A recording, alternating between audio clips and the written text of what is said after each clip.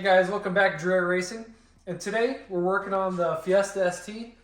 Now what we're doing is we're taking off the intercooler. So in this video, we're kind of going to show you how to take it off and all the steps to take it off.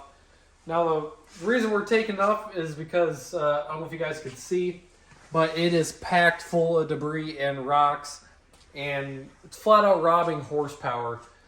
So before we go on our next drag and drive and drag race this next season, it'd be kind of nice to get that done.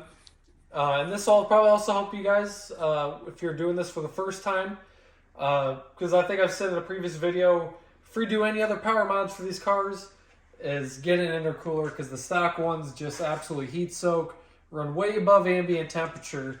So that's why I really recommend it. I run the Wush Motorsports V3 intercooler. I think they're like $300, but it's a really good bang for the buck.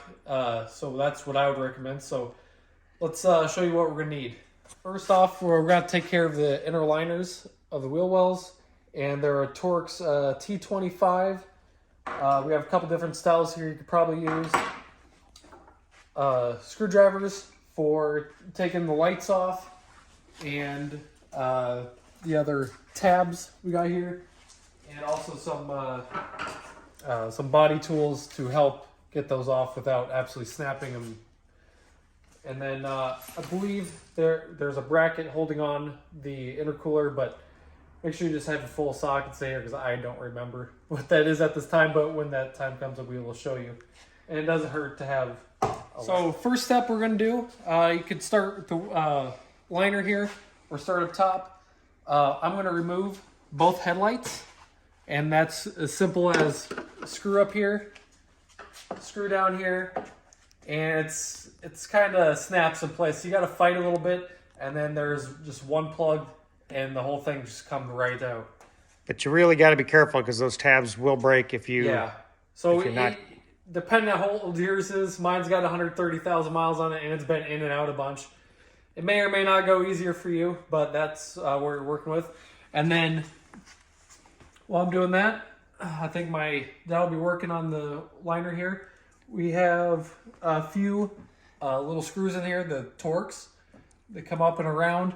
And then also there's a couple of those body tabs that need pried out. So that's what we're going to work on first on both sides.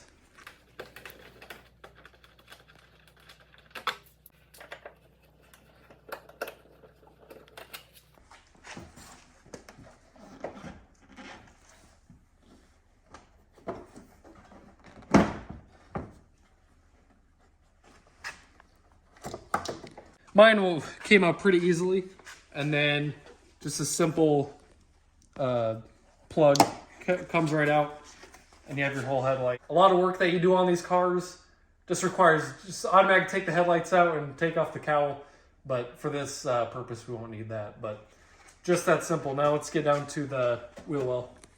Real quick, I was just doing the other headlight, and it just occurred to me why the other one came out so easily is because they've been in and out so many times. There's a tab right up here, right behind this bolt. On the other light, it has snapped. So it is a little bit tighter fit. That's why that one came out. So this one is a little more of a fight.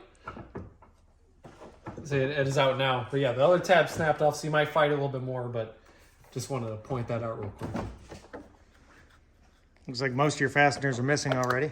Yeah, those are long gone. So pop the top ones out, and we'll get on the fender liners. All right, now we're into the liner and getting the bumper off. There's 3 bolts or screws. One of them you got to get from the top. You need an extension. Kind of just get it right in there. And it shouldn't be too tight, really. Yeah. And then the other 2, once the liner's out, you get from the bottom side. All right. Initially, I couldn't remember, right? But you do not need to take the whole liner out. You just need to get the couple tabs and the few Torx. And then this folds out enough to where you can access this. And like we showed you, there's that one on the top, and you got 2 on the bottom. And you kind of see them up top, but just not enough room to get anything in there to do anything with. So we're going to get those out. Looks like you're on the last bolt. Yep. And then we gotta hit the other side. So yeah, we're getting 2 from the top and 1 from the bottom. You pretty much undid the liner underneath to get the 1, because you can get these 2 from the top, but the 1, it's just not happening. Unless you have a special combination that you're working with, you're not getting it. All right, we got both sides done on bolts, and as you can see, this thing is pretty wobbly and loose. So it's separated from the inner fender liner, the top.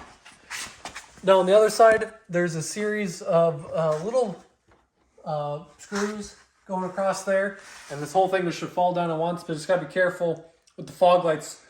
Maybe it'd be easier if I have a second person, if one person brings it down and one person unplugs the fog lights.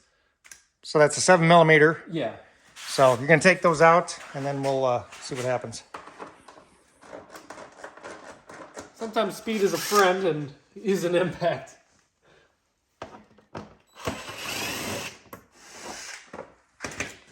Alright, that's all the screws. All right. Before you do that, go ahead and take your lights off. Yep. Before it drops.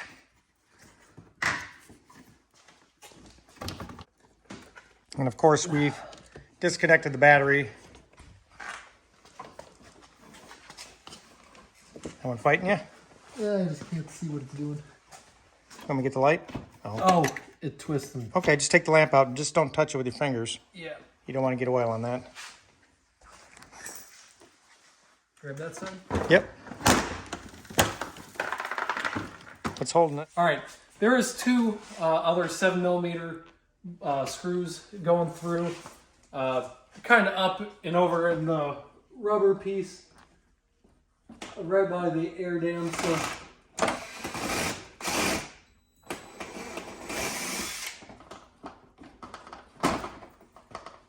more dust. But that is off. All right. Next, what you got to do to be able to, I think, get to the actual bracket for this is there's 2 small bolts, 1 on each side on this plastic piece.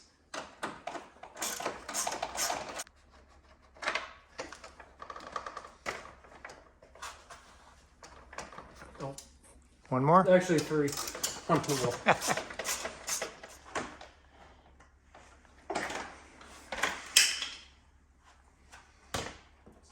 There you go. That's off. Anything important? Looks like it was glued on. Yeah, I don't know if that's part of, but we won't worry about that. All right, so to get the intercooler off, you have a hose, obviously on each side, and then there's a 8mm bolt on each side. All right, finally got it out. The hose is coming onto it. We're sticking pretty good because it's probably been 3.5 years since I've installed this over the stock one. And as you see, there's a major difference here. Even like the size of it. That's huge. Yeah. Plastic ends on the original. And just the density in it. So it will not heat soak, or at least not as easily. It is heavier. But in my drag racing purpose, having that weight on the front end is not hurting me any. So yeah, now you get a little closer view of all the rocks and nasty in there. Obviously, we can clean the front, but Go ahead and see if we can tap it out. That's just a couple taps, not really picking anything. That's just getting started. It's full of sand. Full of sand from a lot of winters, so we're going to go through and meticulously clean out every slot, straighten them up, because end of the day, it's horsepower, and it's not going to hurt to do while the car is not really in commission anyways to be driving on the road. So hopefully you guys found this video helpful for you in your future if you're looking to modify your Fiesta ST. So if you enjoyed the video, like, subscribe. We'll see you in the next one.